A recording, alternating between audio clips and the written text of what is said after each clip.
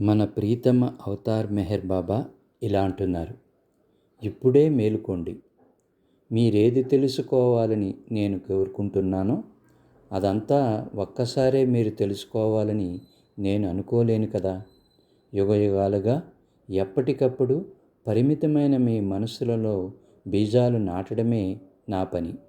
ఆ బీజాలు క్రమంగా మీ సంరక్షణ శ్రద్ధకు అనుగుణంగా మొలకెత్తి వికసిస్తాయి. చివరికి వారసత్వంగా మీ స్వంతమే అయిన సత్యఫలాన్ని అవి కాస్తాయి. అలా కాకుండా మీరు మీ అజ్ఞానం చూపిన దారిలోనే నడక కొనసాగిస్తే పురోగించడానికి నీవెంచుకున్న దారికి ఎవరూ అడ్డం రారు. ఎందుకంటే అది కూడా పురోగమనమే.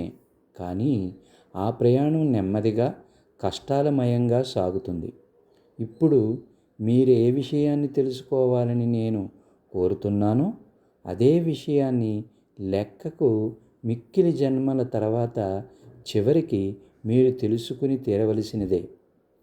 నిజమైన గమ్యం గురించి నీకున్న అజ్ఞానమునకు అనుగుణంగా నీవు మరింతగా భ్రాంతిలో తగులుకుని స్వయం జనితమైన బాధలలో మ్రగ్గిపోకుండా మిమ్మల్ని మీరు రక్షించుకోవాలి అంటే ఇప్పుడే మేల్కోండి అని మన ప్రీతమ మెహర్ బాబా అన్నారు.